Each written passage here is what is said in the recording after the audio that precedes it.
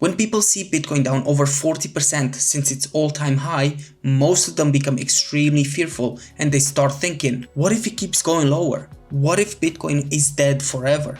And so they do nothing. But historically, this is one of the best time to actually buy Bitcoin. Because while price is down, something else much more important is happening in the background. Wall Street is now officially involved and has been for at least the last 2 years. And since the launch of the Bitcoin ETFs, tens of billions of dollars have started pouring into Bitcoin. Public companies are now holding Bitcoin in their corporate treasuries. In fact, Strategy alone now holds over 710,000 Bitcoin, which is absolutely insane. Private companies are also doing the same thing, but at a much lower scale. And a handful of nations that we know of are actively mining Bitcoin. So the truth is, Bitcoin is not going away and Bitcoin is not dead. It's being absorbed quietly by institutions and individuals with a long-term holding horizon. Which brings me to you. If you're watching this with 0 Bitcoin to your name and you're wondering, how do I go about buying some? Then you're exactly where you need to be. Because a lot of people want to buy Bitcoin,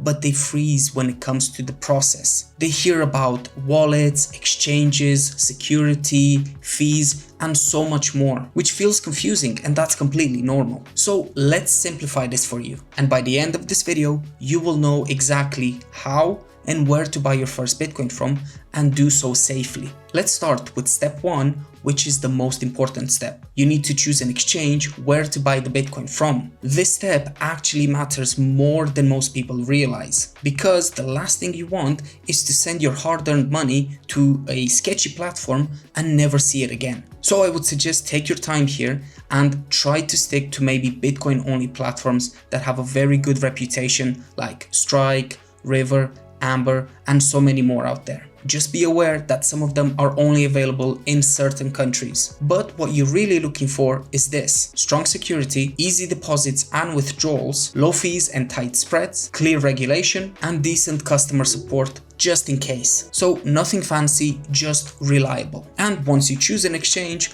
step 2 is very simple, which is just open an account with them. Usually this means downloading an app, entering your details, and verifying your identity. Sometimes this process can take 10 minutes and sometimes it can take up to a couple of days. It really depends on the platform. And in some countries like the UK, you actually have to pass a investor knowledge test before you can start buying Bitcoin on an exchange. But that really depends on the local regulations where you live. Then we have step 3, which is funding your account. And this one is a simple one again. You basically just connect your bank, send the money over, and wait for it to arrive. Some exchanges allow instant transfers, but other ones might take a bit longer, so just be aware of that and know your funding options before you commit. Now comes the part everyone overthinks, and that is step 4, buying Bitcoin. But basically, once your account is funded, you just have to exchange your local currency into Bitcoin. And here's the key thing most people miss. You don't need to buy a whole Bitcoin.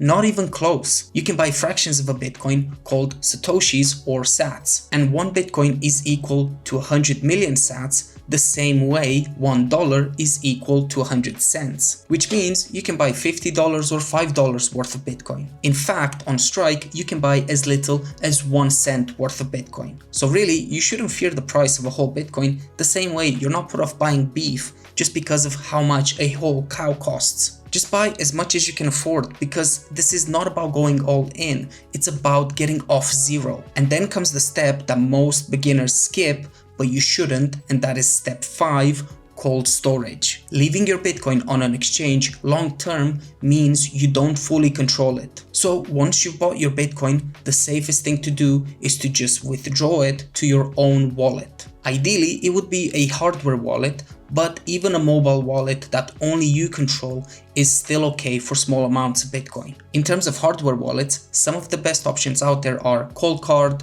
Jade, Bitbox02, and Trezor. These devices let you hold the keys to your Bitcoin and give you the ability to interact with it. That way, you don't depend on third parties and you don't need permission to move your Bitcoin. If you do get a hardware wallet, which I highly recommend, do take your time to understand how to set them up properly. It's actually not that difficult, and there are plenty of guides out there. One channel I would recommend for that is BTC Sessions. Ben has the best tutorials for hardware wallets by far. And finally, step 6. Keep learning, because buying Bitcoin is not the end of the journey, it's actually the beginning. As you begin to understand Bitcoin a bit more deeply, you will stop seeing volatility as a risk and start seeing it as an opportunity. And the more you learn about Bitcoin, the stronger your conviction about it becomes. And that's how people actually get to hold long term despite many insane price crashes along the way. You need conviction for that. And that's it for this video, guys. Thank you so much for watching until the end. Drop a like if you enjoyed it, subscribe for more,